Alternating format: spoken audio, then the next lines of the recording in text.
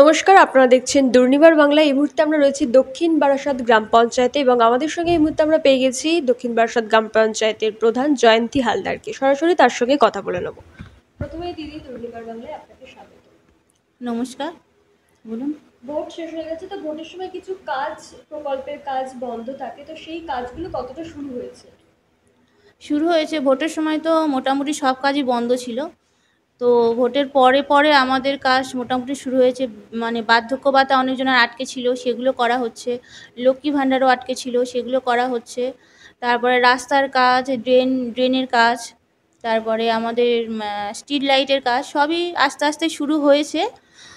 এখন টুকটুক করে হচ্ছে। তারপরে এই এখন যেহেতু বর্ষাকাল চলে এসছে, ডেঙ্গুর প্রচুর আমাদের আগের বছরে হয়েছিল, সেই ক্ষেত্রে আমাদের চাপও আছে যে ড্রেন পরিষ্কার করা, স্প্রে করা, জঙ্গল পরিষ্কার করানো, সেগুলো করা হচ্ছে।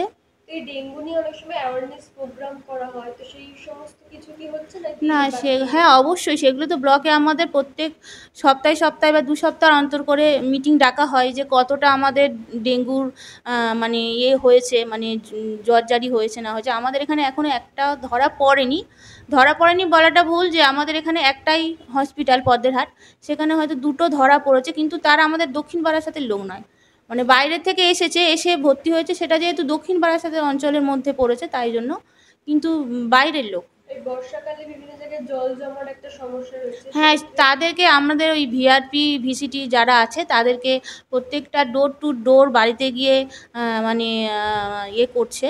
তারা জল কোথায় জমছে না জমছে সব কিছু সমস্ত ভিজিট করছে, দেওয়া হচ্ছে। পরিষ্কার করছে। যেখানে হয়তো একটু জল দেখছে সেখানটায় গিয়ে ওরা টেস্ট করছে, স্প্রে করে দিয়ে আসছে।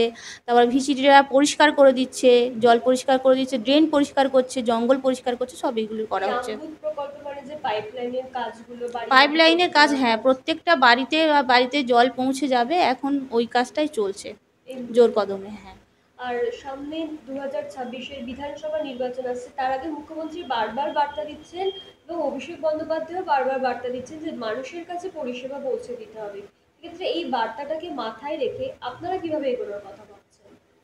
আমরাও সেই কথা মাথায় রেখেই এগোচ্ছি যে যাদের কোনো সমস্যা হলে আমাদের কাছে আসছে, আমরা আমাদের দিক থেকে যতটা আমাদের ক্ষমতা তাদেরকে পরিষেবা দেওয়ার চেষ্টা করছি, যে যাতে তাদের পুরোপুরিভাবে সেটা পাক।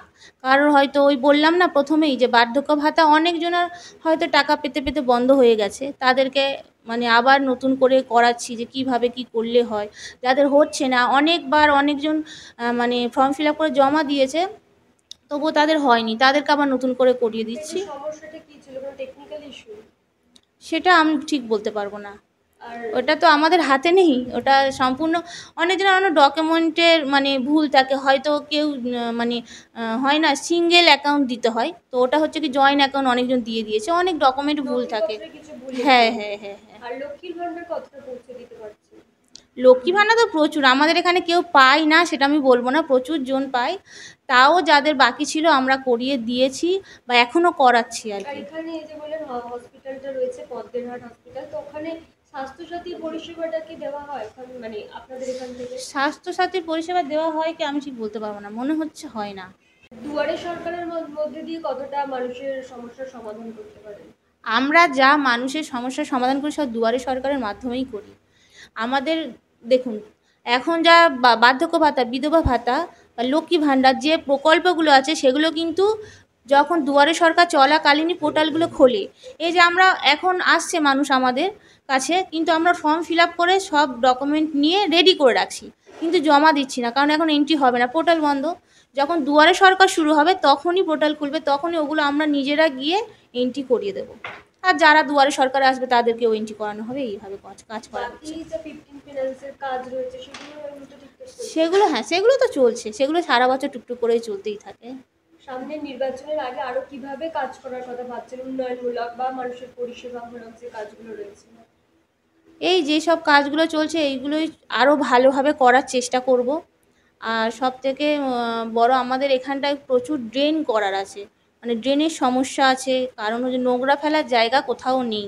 তা নোংরা ফেলারও আমাদের একটা প্রজেক্ট চলছে SWM, তো সেই প্রজেক্টটাও চলছে। ওই নোংরা ফেলার আমাদের এখানে জায়গারও সমস্যা আছে, তো এখন সমস্যার সমাধান হয়েছে, সেই প্রজেক্টটা এখন চলছে। আর পাইপলাইনের কাজও চলছে। আর ড্রেন আমাদের ইচ্ছা যে ড্রেনগুলো করার। আমরা কথা বলে নিলাম দক্ষিণ বারাসাত গ্রাম পঞ্চায়েতের প্রধান জয়ন্তী হালদারের সঙ্গে। তিনি যেমনটা বললেন যে এই মুহূর্তে এলাকায় উন্নয়নমূলক যে সমস্ত কাজ রয়েছে সেই সমস্ত কাজ চলছে এবং আগামী দিনেও চলবে, যাতে 2026-এর বিধানসভা নির্বাচনের আগে মানুষের পরিষেবা আরও বেশি বেশি করে তারা পৌঁছে দেবেন এবং উন্নয়নমূলক কাজ যেগুলো চলছে সেগুলো আগামী দিনে একই রকমভাবে চলবে। ক্যামেরায় গৌরবের সঙ্গে ঋষিতার রিপোর্ট, দুর্নিবার বাংলা। সব খবর সবার আগে পেতে আমাদের চ্যানেলটি সাবস্ক্রাইব করুন এবং পাশে থাকা বেল আইকনটিতে ক্লিক করুন, লাইক ও শেয়ার করুন।